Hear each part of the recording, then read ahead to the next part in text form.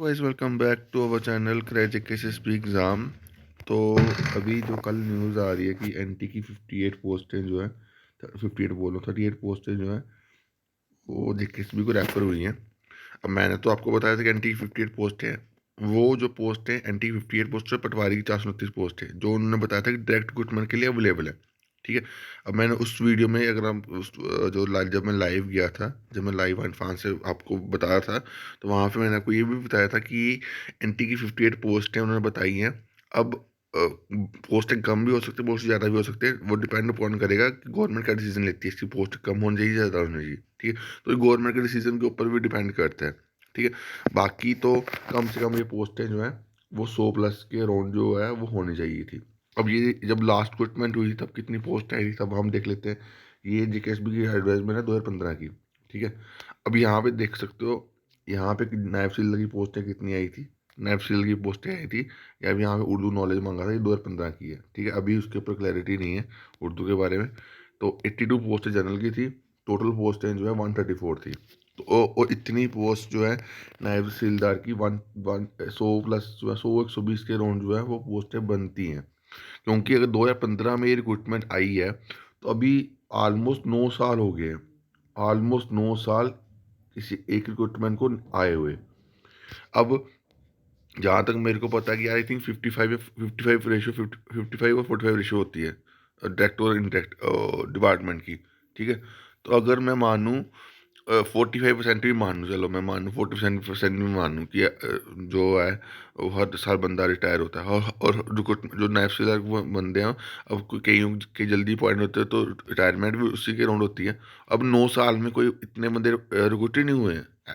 Recruit बोल रहा हूँ, बाहर नहीं गए, रिटायरमेंट नहीं हुई है। हुई है, रिटायरमेंट हुई होगी, क्योंकि इतने मैं नहीं मानता कि सिर्फ 7 8 साल में सिर्फ 38 बंदों की जो है वो डायरेक्ट रिक्रूटमेंट के लिए अवेलेबल है। आई थिंक इससे ज़्यादा पोस्टें हैं। अगर ये 2015 में ये डाटा है 134 वाला, तो 2024 में भी इसके अराउंड ही होना चाहिए डाटा।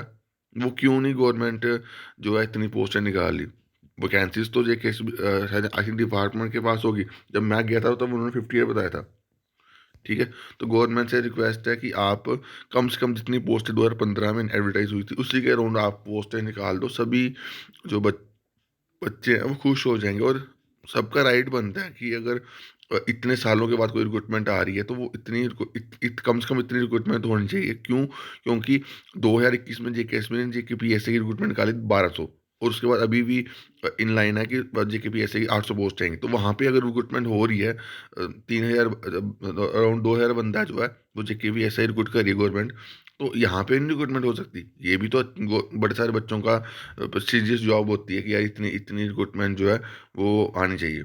तो ये गवर्नमेंट से रिक्वेस्ट है, सभी से रिक्वेस्ट है, एलजी साहब से भी रिक्वेस्ट है, चीफ सेक्रेटरी सर से भी रिक्वेस्ट है, होम मिनिस्टर सर से भी रिक्वेस्ट है कि आप कम से कम ये पोस्टें जितनी 2015 में आई थी 134 के राउंड, इतने के राउंड कर दो, ताकि बंदा हर जो एस्पिरेंट है वो कम्पीट भी कर सके। उनकी अगर 34 38 पोस्टें आएंगी तो वो क्या कंपटीशन होगा, वो कंपटीशन बड़ा स्टिफ हो जाएगा।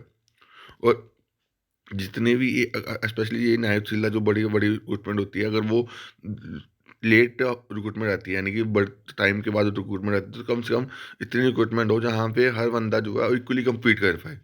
और वह 38 पोस्ट में क्या बंदा कम्पीट करेगा।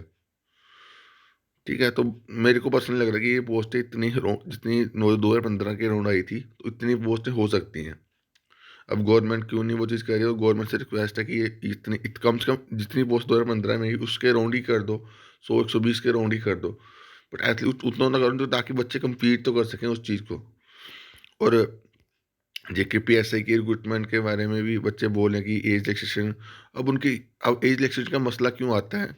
क्योंकि आप देखो, आई थिंक 2021 में जब रिक्रूटमेंट प्रोसेस शुरू हुआ था वो 2024 में कंप्लीट हुआ जेकेपीएसआई, 3 साल लगे उसको रिक्रूट, चाहे जो कि कोर्ट केस हो कुछ भी हो उसका। अब गवर्नमेंट ने उसके ऊपर जल्दी से प्रोएक्टिव डिसीजन लिया, वरना कोर्ट केस भी जल्दी खत्म हो जाना था। तो ये मसले पड़ने नहीं थे, क्योंकि यहाँ पे जम्मू कश्मीर में होता क्या है यार कि कोई रिक्रूटमेंट शुरू तो हो जाती है बट वो 2 2 साल ले लेती है, 3 3 साल ले लेती है। उससे नुकसान किसका होता है? जो जो अपर एज लिमिट से आसपास होता है, तो वो उनका उनका नुकसान होता है, वो ओवर एज हो जाते हैं। तो गवर्नमेंट को इस इश्यू पे भी देखना चाहिए कि यार अगर 2-3 साल से जेकेएसबी ने रिक्रूटमेंट नहीं करवाई है तो उसमें बच्चों उसमें जेकेएसबी की गलती, बच्चों की गलती नहीं, जेकेएसबी की गलती है, गवर्नमेंट की गलती है कि उन्होंने प्रॉपर वे में स्ट्रीमलाइन, क्योंकि जब एक प्रोसेस नहीं होगा ना किसी चीज़ को रिक्रूटमेंट का, कि एक टाइम फ्रेम नहीं होगा कि आप जेके गवर्नमेंट का एक डिसीजन नहीं होगा कि आपको इस ये रिक्रूटमेंट इतने टाइम में करनी है, तो फिर जो जेकेएसबी है वो फिर अपना काम तरीके से करेगी। गवर्नमेंट से रिक्वेस्ट है कि टाइम फ्रेम सेट किया जाए, हर हर जो भी रिक्रूटमेंट, जो भी पोस्ट जेकेएसबी रेफर होती हैं, उसका एक टाइम फ्रेम सेट किया जाए कि ताकि इसी टाइम पीरियड के बीच में 4-5-6 महीने के बीच में रिक्रूटमेंट हो जाए। और आई थिंक वो जम्मू कश्मीर में रिक्रूटमेंट होने, वो इंडिया में तो रिक्रूटमेंट होने नहीं जो इतना टाइम लेती है, तो विद इन एक टाइम फ्रेम सेट कर दिया जाए 5-6 महीने, या इवन जो सिविल वाली पोस्ट है उसमें 5-6 महीने, जो एसआई वाली पोस्ट है उसमें चलो 1 महीना एक्स्ट्रा भी लग जाए, बट रिक्रूटमेंट विद इन 1 साल के अंदर कंप्लीट हो जाए, और 1 साल के अंदर कंप्लीट हो सकती हैं। बस मसला ये है कि अब गवर्नमेंट को उसके ऊपर थोड़ा-सा स्ट्रिक्ट जो चीज़ें हैं वो करनी पड़ चाहिए, और हो सके तो गवर्नमेंट से रिक्वेस्ट है कि एक strict law against paper leak, ताकि जो टाइम जो बच्चों का पिछले साल जो 2022 में स्पॉइल हुआ वो आगे ना हो। आगे अगर ये चीज़ें ना नहीं होंगी तो जो ऑफिसर इन्वॉल्व हैं वो भी देखेंगे इस चीज़ को। क्योंकि स्टूडेंट के लिए तो एक लॉ है कि स्टूडेंट गलती करे, चीटिंग करेगा तो उसको डिबारमेंट हो सकती है। बट वो चीज़ वही सेम लॉ जो है वो ऑफिसर के लिए भी इम्प्लीमेंट होनी चाहिए, कि अगर ऑफिसर कोई गलती करे तो उसको भी स्ट्रिक्ट पेनल्टी मिलेगी। क्योंकि लॉ सबके लिए बराबर होगा तो सभी को कि उसमें इन्वॉल्व होने में मज़ा आएगा, कि कोई बच्चा प्रिपेयर कर रहा होगा तो उसको पता गया मेरे लिए भी सेम लॉ है, जो ऊपर बैठे हैं ऑफिसर उनके लिए भी सेम लॉ है। ठीक है? तो आप इसे अगर मेरी बातों से एग्री करते हो तो आप सभी इस वीडियो को लाइक और शेयर करना, ताकि ये आवाज़ गवर्नमेंट तक पहुँचे और गवर्नमेंट जो है पेपर लीक के अगेंस्ट भी एक लॉ लेकर आए, और जो ये नायब सिविल वैकेंसीज ये भी कम से कम पोस्टें बढ़ाई जाएँ। एटलीस्ट जो 15 में आई थी रिक्रूटमेंट उसके अराउंड की जाए। उसके बाद वेटिंग लिस्ट को भी रिवाइव किया जाए।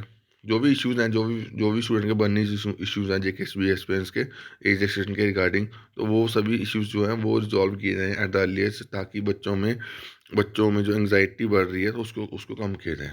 ठीक है? तो बाकी अभी के लिए इतना ही। Thank you guys, love you.